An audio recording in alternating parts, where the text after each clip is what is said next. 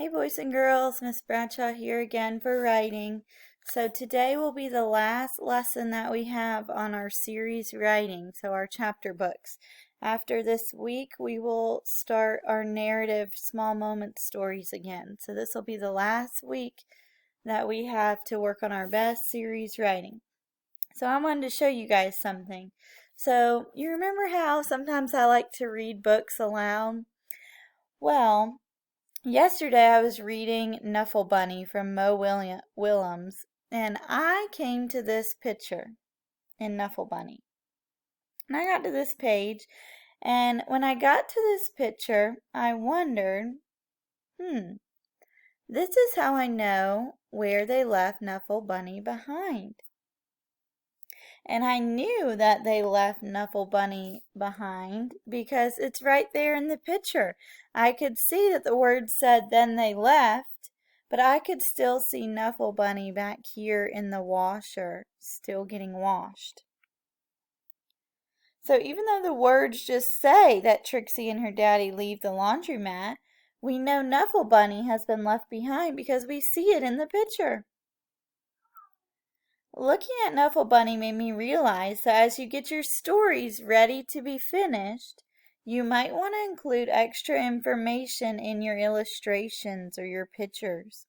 That will give your reader some important details.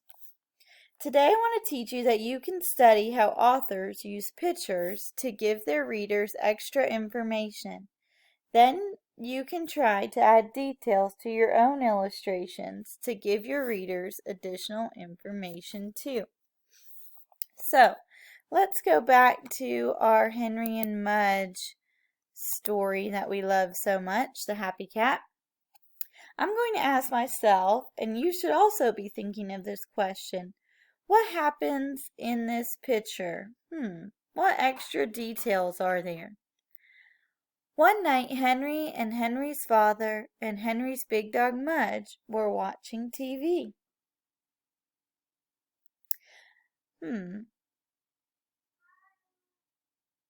But the picture tells us, let's see, what does the picture tell me on this page?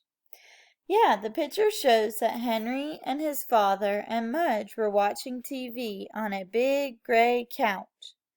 But the couch wasn't big enough for all of them, so Mudge ended up on their laps. And the room must have been warm and cozy because Henry's dad has his shoes off. Do you notice that in the picture?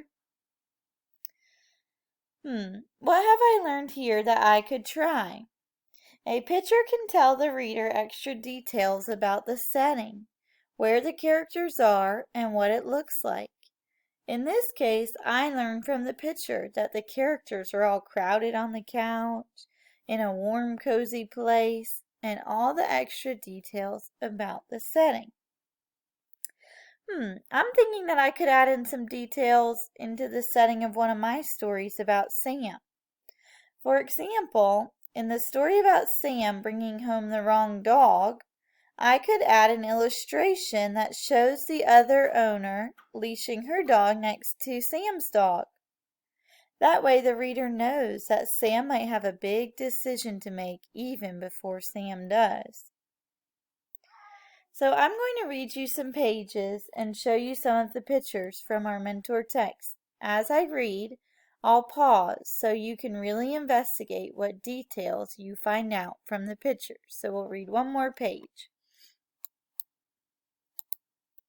Suddenly, Mudge ran to the door and barked. Henry's father opened the door. Sitting on the steps was the shabbiest cat Henry had ever seen. Let's see. Let's look at the picture and see what details we get from the picture that helps us with the story. We notice that even though Mudge is barking, his tail's wagging. They drew these lines next to the picture to show action and lines over by his mouth to show us that he's barking. Those are extra details. The picture shows that the cat has some broken or bent whiskers. It doesn't say that up here in the words, but the illustration shows that. And the words make him sound ugly, but the pictures show that he's kind of cute. Ugly but cute, and he looks like he wants a home. I think we've learned some important tips from our mentor text. We learned that writers sometimes use pictures to give clues about the setting, to bring characters to life, to tell secrets to the reader, and to add extra realistic details. Wow, writers! Who knew that pictures are so important to the story? It's like the writer is telling the reader all these extra details and secrets. I'm already thinking about how I can put the pink and black collars in the pictures in my story, so the reader will know before Sam does that he's got the wrong dog. So here's another chart that we can look at that our favorite series authors do. We can describe the setting, make the action exciting, give lots of details for new characters, add details to their pictures, make a pattern. We learned about last week, Miss Mylander talked about making the pattern of 3 in our stories. We can add pop-out words. We can show characters strong feelings in pictures. And we can repeat actions in pictures and words. So a lot of you might find that you need to finish a story or revise a story, and then get started adding extra details or little secrets into your illustrations.